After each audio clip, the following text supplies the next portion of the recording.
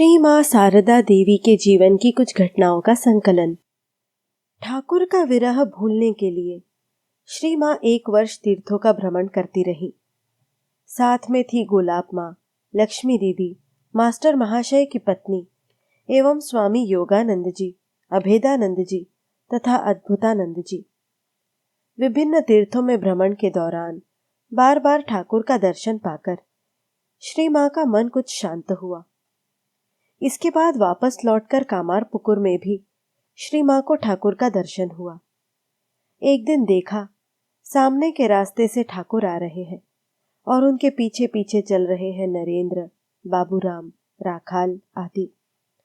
श्री मां ने देखा ठाकुर के पाद पद्म से जलधारा निकल रही है। श्री मां समझ गई, यही तो सब है, इनके पाद पद्म से ही तो गंगा बहती है। मुट्ठी मुट्ठी जवा फूल तोड़कर श्री मां उस गंगा में पुष्पांजलि देने लगी। अंत में ठाकुर नरेंद्र की देह में विलीन हो गए। उस दिन भी ठाकुर ने श्री मां से कहा था, तुम अपने हाथों से कंगन मत उतारना।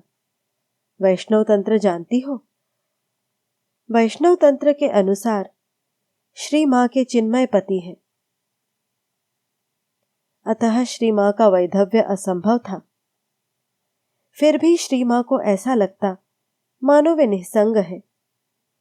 वैसा स्वर्ण पुरुष ही जब चला गया तो इस देह को रखकर भी क्या होगा। इस समय की बात बाद में श्री मां ने स्वयं कही। ठाकुर जब चले गए तो मेरी भी इच्छा हुई कि मैं भी चली जाऊं। उन्होंने दर्शन देकर कहा, नहीं, तुम रहो, बहुत काम बाकी है। बाद में उन्होंने देखा सचमुच बहुत से काम बाकी हैं। इस दरमियान श्री मां ने एक दिन देखा लाल साड़ी पहने 10-12 वर्ष की एक लड़की सामने घूम फिर रही है। उसे दिखलाकर ठाकुर ने कहा, इसी का आसरा रखो, तुम्हारे पास कितने ही लड़के अब आएंगे। अगले ही क्षण वह लड़की और ठाकुर अंतर्ध्यान हो गए।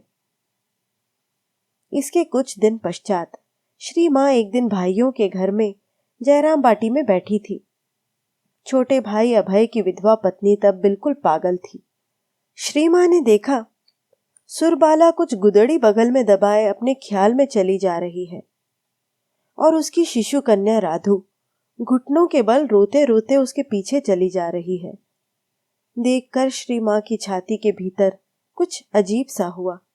उन्होंने सोचा, यदि मैं इसे नहीं देखूंगी तो और कौन देखेगा? बाप नहीं, मां बद्ध पागल है। दौड़कर उन्होंने राधु को गोदी में उठा लिया।